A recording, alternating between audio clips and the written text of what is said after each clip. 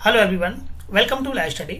दंड प्रक्रिया संहिता के इस 38वें वीडियो में आज हम धारा 467 से और धारा 473 पर आधारित यूथ कंपटीशन टाइम्स की किताब से कुछ एमसीक्यूज को देखेंगे, जो कि कुछ अपराधों का संज्ञान करने के लिए परिसीमा काल को बताते हैं। इस पूरी बुक का पीडीएफ आप हमारे टेलीग्राम चैनल लाइव स्टडी से प्राप्त कर सकते हैं, जो आपको सीआरपीसी यूथ एमसीक्यूज के नाम से लाइव स्टडी टेलीग्राम चैनल के फाइल सेक्शन में जाके उपलब्ध रहेगा। यहाँ आप अन्य नोट्स तथा बुक्स के पीडीएफ भी ले सकते हैं। सो फ्रेंड्स, आप अगर चैनल को पहली बार विजिट कर रहे हैं तो आप चैनल को सब्सक्राइब कर लें तथा उसके पास बने बेल आइकन बटन को प्रेस कर लें, जिससे कि सभी वीडियोज के नोटिफिकेशन आपको मिल सकें। बहुत जल्दी हम आपके लिए ऑनलाइन टेस्ट सीरीज की सुविधा उपलब्ध कराएंगे। विभिन्न राज्यों में ली जाने वाली न्यायिक सेवा परीक्षाओं के लिए आप उन टेस्ट सीरीज को फॉलो कर सकते हैं। प्रारंभ करते हैं। ये इस बुक का चैप्टर क्रमांक 34 है, जो कि कुछ अपराधों का संज्ञान करने के लिए परिसीमा काल के संबंध में प्रावधान करता है।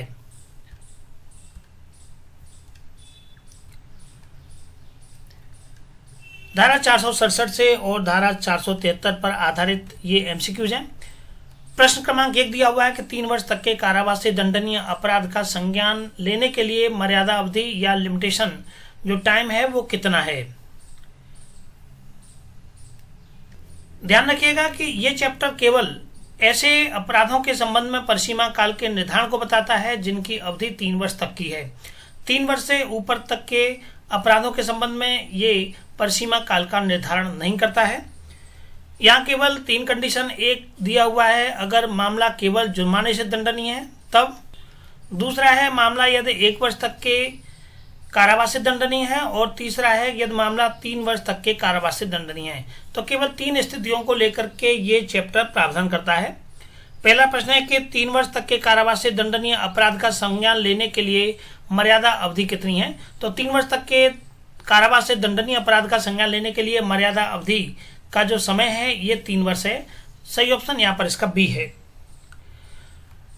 संहिता की धारा 468 के 2 के अनुसार किसी भी अपराध के संज्ञान का परिसीमा काल पहला है कि 6 महीने होगा। ध्यानपूर्वक समझिएगा, यही चीजें आपको बार बार प्रश्नों के अंदर मिलेंगी कि 6 महीने होगा यदि अपराध केवल जुर्माने से दंडनीय है। केवल जिस मामले में जुर्माना लगाना है वहां अपराध मजिस्ट्रेट के द्वारा संज्ञान लिया जाने का जो परिसीमा काल है वो 6 महीने है। 1 वर्ष होगा यदि अपराध 1 वर्ष से अनाधिक की अवधि के कारावास से दंडनीय है, अर्थात 6 महीने से अधिक और 1 वर्ष तक के कारावास। 1 वर्ष होगा यदि अपराध 1 वर्ष के अनाधिक की अवधि, अर्थात किसी मामले में यदि 1 वर्ष के कारावास की सजा दी जानी है तो वहां जो लिमिटेशन है वो आपका 1 वर्ष है। और 3 वर्ष होगा यदि कारावास अपराध 1 वर्ष से अधिक किंतु 3 वर्ष से अनाधिक, 1 वर्ष से अधिक है और 3 वर्ष से अनाधिक की अवधि के कारावास से दंडनीय है, तो वहां जो लिमिटेशन है वो 3 वर्ष होगी। दंड प्रक्रिया संहिता के अंतर्गत कोई भी न्यायालय केवल जुर्माने से दंडनीय अपराध का संज्ञान किस निम्न सीमा अवधि की समाप्ति के पश्चात नहीं लेगा। तो मैंने आपको ऊपर के प्रश्न में बताया था कि केवल जुर्माने से दंडित अगर अपराध है तो उसके लिए जो परिसीमा काल है वो 6 महीने है। सही ऑप्शन यहाँ पर इसका डी है। नेक्स्ट प्रश्न है कि दंड प्रक्रिया संहिता 1973 की धारा 468 की उपधारा 2 के खंड क में प्रावधान किया गया है कि यदि अपराध केवल जुर्माने से दंडनीय है तो उसका संज्ञान लेने का जो परिसीमा काल है वो 6 महीने होगा।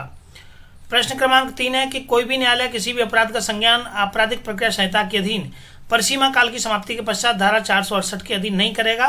तो निम्नलिखित में से कौन सा सही नहीं है। पहला हमें दिया हुआ है कि 6 महीने होगा यदि अपराध केवल जुर्माने से दंडनीय है, तो ये बिल्कुल करेक्ट है। बी है कि 1 वर्ष होगा यदि अपराध 1 वर्ष से अधिक अनाधिक की अवधि के कारावास से दंडनीय है, ये भी करेक्ट है। और सी है कि 2 वर्ष होगा यदि आर्थिक अपराधों के मामले में, तो यह प्रोविजन नहीं दिया हुआ है, तो यही गलत है। 3 वर्ष होगा यदि कोई भी अपराध 1 वर्ष से अधिक किंतु 3 वर्ष से अधिक से अनाधिक की अवधि के कारावास से दंडनीय है, अर्थात 3 वर्ष से अधिक, अनाधिक और 1 वर्ष से अधिक, तो ये भी करेक्ट है। तो सही ऑप्शन यहाँ पर इसका आर्थिक अपराधों को लेकर के हो जाएगा कि 468 के अनुसार परिसीमा काल की समाप्ति के पश्चात संज्ञान के वर्जन के संबंध में जो बताया गया है। प्रश्न क्रमांक 4 है कि मानहानि के अपराध में संज्ञान हेतु धारा 468 दंड प्रक्रिया संहिता के अनुसार समय सीमा कितनी है। तो मानहानि के अपराध में जो समय सीमा है ये आपका 3 वर्ष है। सही ऑप्शन यहाँ पर इसका सी है।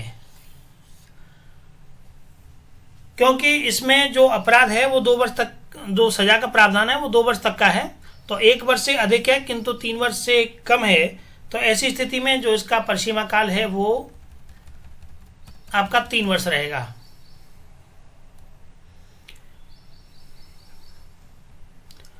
तो परिसीमा काल 3 वर्ष होगा, चूंकि मानहानि के लिए 2 वर्ष तक का सादा कारावास का दंड प्रावधान किया गया है। प्रश्न क्रमांक 5 है कि मानहानि के अपराध के संज्ञान हेतु धारा 468 दंड प्रक्रिया संहिता में समय सीमा क्या है? तो समय सीमा इसमें 3 वर्ष है,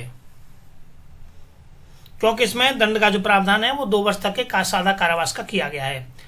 प्रश्न क्रमांक 6 है कि 3 वर्ष से अधिक की अवधि के कारावास से दंडनीय अपराध के संज्ञान के लिए परिसीमा काल कितना होगा? तो देखिए 3 वर्ष से अधिक के कारावास से दंडनीय मामलों के लिए यहाँ इस चैप्टर में परिसीमा काल का कोई भी प्रावधान नहीं किया गया है। इसमें केवल 3 तरह के प्रावधान है कि एक जुर्माने से दंडनीय मामले को लेकर के, और 1 वर्ष तक के कारावास के मामले को लेकर के, और 1 वर्ष से अधिक तथा 3 वर्ष से अनाधिक के कारावास को लेकर के। अतः 3 वर्ष से अधिक की अवधि के कारावास से दंडनीय अपराध के लिए किसी भी परिसीमा काल का उल्लेख यहाँ पर नहीं किया गया है। अगला प्रश्न है कि गलत उत्तर का कथन कीजिए कि किसी भी अपराध का संज्ञान लेने के लिए परिसीमा काल होगा। तो देखिए 6 महीने होगा यदि अपराध केवल जुर्माने से दंडनीय है, ये सही है। 1 वर्ष होगा यदि अपराध 1 वर्ष से अधिक की अवधि के कारावास से दंडनीय है, ये भी करेक्ट है। तीसरा है 3 वर्ष यदि अपराध 1 वर्ष से अधिक किंतु 3 वर्ष से अनाधिक की अवधि के कारावास से दंडनीय है, ये भी करेक्ट है। और 5 वर्ष यदि अपराध मृत्युदंड से दंडनीय है, ये गलत है।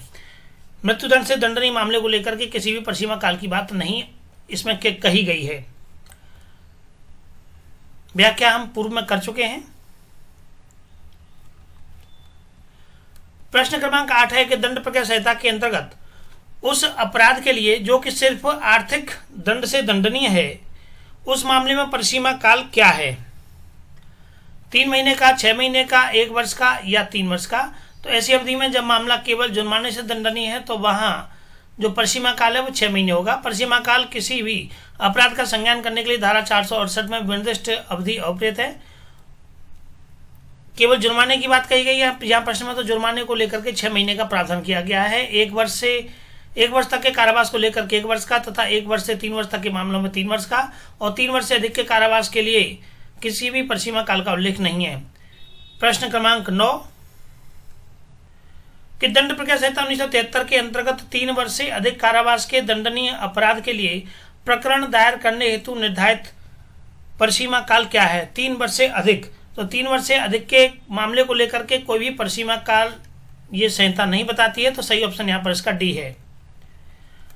प्रश्न क्रमांक 10 है कि दंड प्रक्रिया संहिता की धारा 468 के अनुसार 2 वर्ष की अवधि के दंडनीय अपराधों के लिए परिसीमा काल कितना है?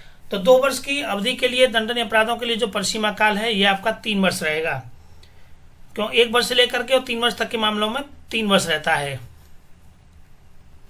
प्रश्न क्रमांक 11 है कि कोई भी न्यायालय केवल जुर्माने से दंडनीय अपराध के संज्ञान की परिसीमा काल की समाप्ति के पश्चात नहीं लेगा, वो है आपका 6 महीने के 6 महीने तक ही संज्ञान लिया जा सकता है, इससे ऊपर नहीं लिया जाएगा।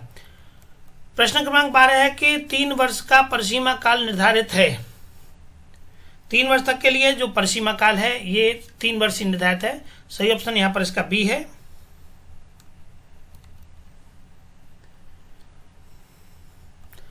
से अनाधिक की अवधि के लिए कारावास से दंडनीय अपराध के संज्ञान के लिए। प्रश्न क्रमांक 13 है कि दंड प्रक्रिया संहिता के अंतर्गत किसी भी अपराध का संज्ञान लेने का परिसीमा काल 3 वर्ष होगा यदि अपराध 1 वर्ष से अधिक किंतु 3 वर्ष से अनाधिक की अवधि के कारावास से दंडनीय है, सही ऑप्शन यहाँ पर इसका ए आ जाएगा। प्रश्न क्रमांक 14 है कि दंड प्रक्रिया संहिता के अंतर्गत किसी भी अपराध का संज्ञान लेने का परिसीमा काल 3 वर्ष होगा जबकि अपराध 1 वर्ष से लेकर के और 3 वर्ष तक के कारावास से दंडनीय है। 1 वर्ष से अधिक किंतु 3 वर्ष से अनाधिक की अवधि के लिए सही ऑप्शन यहाँ पर ए हो जाएगा। प्रश्न क्रमांक 15 है कि दंड प्रक्रिया संहिता 1973 के अंतर्गत कोई भी न्यायालय किसी ऐसे अपराध का संज्ञान जो कि केवल अर्थदंड से दंडनीय है परिसीमा काल के अवसान के बाद में नहीं करेगा। ये का टाइम है आपका 6 महीने।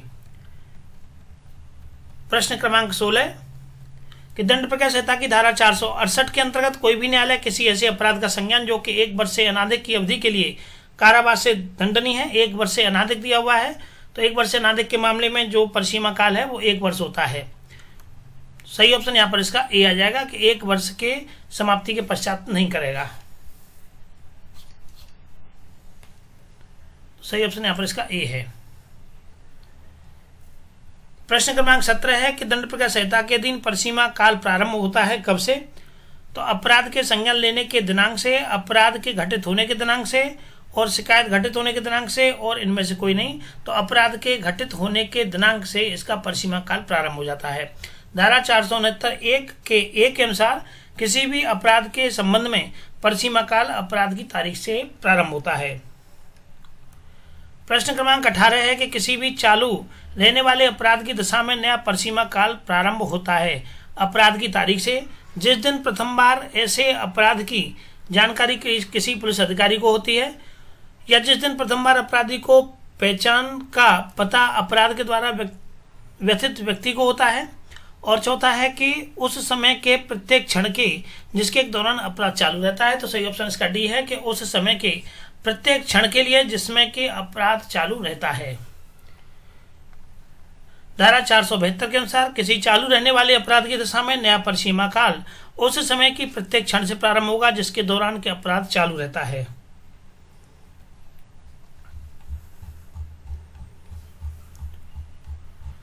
प्रश्न क्रमांक 19 है कि न्यायालय विलंब को माफ कर सकता है दंड प्रक्रिया संहिता की किस धारा में? तो विलंब माफ किया जाता है दंड प्रक्रिया संहिता की धारा 473 के अधीन। सही ऑप्शन यहाँ पर इसका ए है।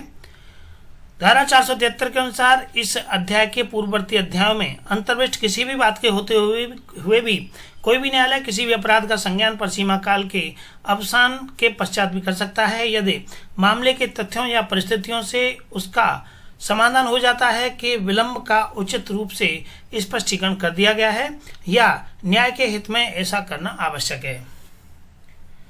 तो चलिए फ्रेंड्स, इस वीडियो के माध्यम से हमने इस बुक के परिसीमा काल से संबंधित प्रश्नों को डिस्कस किया।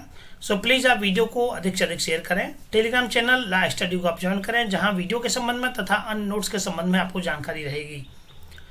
इसके बाद इसका चैप्टर क्रमांक 35 प्रकीर्ण जो कि मिसलेनियस से संबंधित है, धारा 474 से और धारा 484 जो कि इसका लास्ट चैप्टर है, हम इसे बाद में डिस्कस करेंगे। सो प्लीज़ आप वीडियो को शेयर करें। So thank you for watching.